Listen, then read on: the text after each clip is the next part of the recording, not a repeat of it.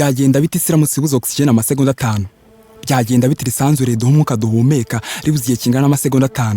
Ku bana b'abantu amasegonda 5 ntago kabara gashya kuyamara ufunze umwuka, kuko abenshi twanafunga umwuka ku masegonda arenze 40 kugeza ku munota. Kumara amasegonda 5 tudahumeka ntacyo byadutwara nk'ikiremwa muntu, ariko si ibindi biremwa n'ibikorwa remezo n'ibidukikije byo byaba bimeze bite? Byakwangirika byatuma abantu dupfa mu kanya nk'ako guhombya. Ubuzima dufite twese tubukesha kuba duhumeka. Iyo ugerageje gufunga umwuka cyane ugera ku rwego wumva utakibasha no gutekereza. Ubakoze ikosa ryo gukingirana oxygene yinjiraga mu bihaha byawe, umubiri wawe ugatangira kwirwanaho ushaka gufata oxygene iri mu mutima ngari ikoresha ariko ikaba nkeya. Ikiba kikubayeho ni condition yitwa ischemia, ni igihe imitsi yo ku mutima yabuze oxygene ihagije. Ni nayo mpamvu ifunze umwuka igihe kinini umutima wawe utera vuba. Iyo ufunze umwuka wawe oxygene yinjiraga mu bihaha byawe ntibikinjira. Uramutse ufunze umwuka wawe igihe kinini garanti ubufite yo kubaho yaba ari igihe gitoya. Twifashishije ubuhamya bwa George Floyd bitwereka ko bishoboka cyane ku kiremwa muntu kumara amasegonda 5 ufunze umwuka.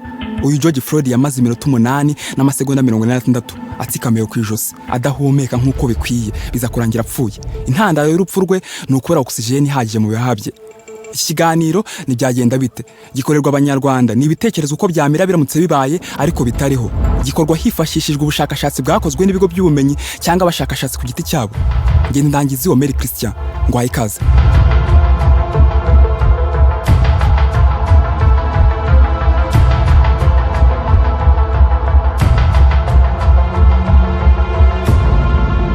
Hari ubushakashatsi bwakozwe n'ikigo mu by'ubumenyi cyitwa American Psychological Society cyatangaje ko bayifunze umwuka uri munsi y'amazi ufite garanti yo kuba wahumekaga kanini kurenza wafunze umwuka ari ku butaka.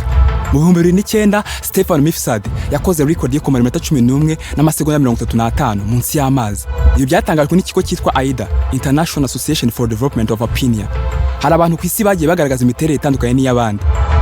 Umunya Austria Andreas Mhavichez w'imyaka 18 niwe amaze igihe kinini atanywa amazi, aho yamaze iminsi 18 ari nyuma y'ibikuta bya gereza adafite n'igiti yakamura nganyweho cyangwa amazi mabi yakwihanganira kunywa. Mu mateka y'isi umuntu washoboye kumara igihe kinini atarya no witwa Terence Mark Sweeney, yamaze iminsi 74 atarya, ku munsi wa 74 niwe yapfiriyeho.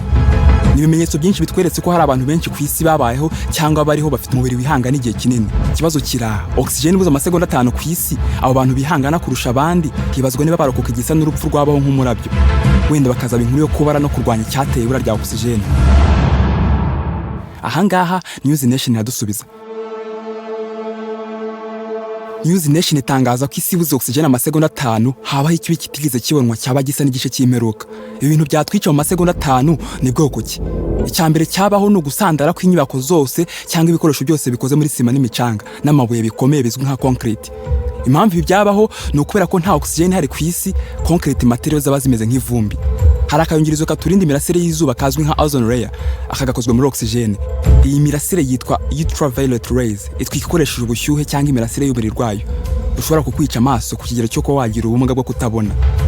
Impamvu izuba ridushyuhira ariko ku kigero tubasha kwihanganira ni ukubera ko oxygene akayungirizo gakozwemo ibikiriho. Oxygene ibaye itakiriho ku isi habaho ubushyuhe bw'izuba bukabije. Ubushyuhe bwadutwika bwaba bwikubye inshuro nyinshi ubw'imbwa y'Abarusiya yitwa Laika yahuye nabwo igana mu isanzure mu 1957. Iyi mbwa bivugwa ko yari yahawe ibyo kurya by'inshuro imwe n'umwuka w'iminsi 7 gusa. Oxygene ihagaze amasegonda 5 haba hamaze guhanuka indege zitagira umubare n'ihagarara ry'imodoka zose keretse gusa zikoresha amashanyarazi.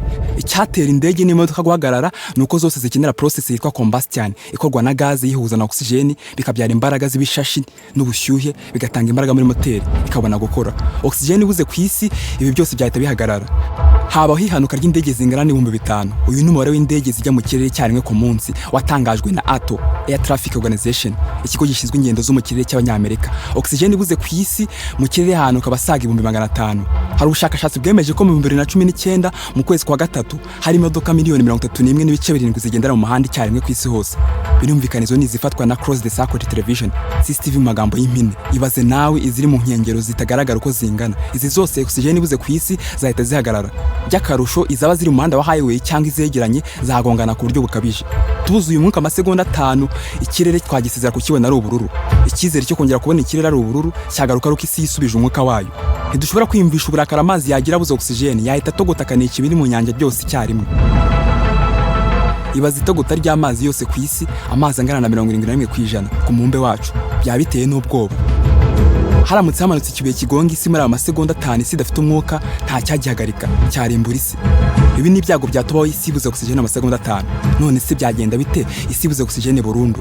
Reka ibi nabyo tubitekerezeho nubwo nta mahirwe angana na rimwe kwijana twa dufite yo kuba tukiriho. Ahangaha amazi yarekera gutogota akaba barafu bitewe n'ubushyuhe burenze urugero. Nta giti nta nyamaswa byakongera kubaho kireka bacteria zimwe na zimwe nkuko News Nation bitangaza. Igitumye isi yacu ituweho n'abantu n'inyamaswa ni ukubera ko oxygen itangwa n'ibidukikije iriho. Ibaye itariho isi yacu yaba ari mbi kurenza Venus na Mars. Tuzuye umwuka duhumeka bya biteye n'ubwoba. Niba wagira ubwoba se niki cyatuma utabungabunga ibidukikije bitanga oxygen? Utera ibiti ku bwinshi unahashye wabitema. Ibi tuvuga ni byagenda bite? Ntago byaba nge nawe tubaye abambere mu kwita ku bidukikije. Nahadusoreje ikiganiro cyacu cy'uyu munsi. Ubutaha murarikiye kuzakurikirana ikiganiro byagenda bite ku isi yasigaye umugore umwe muri miliyari z'abagabo. Mugira amahoro.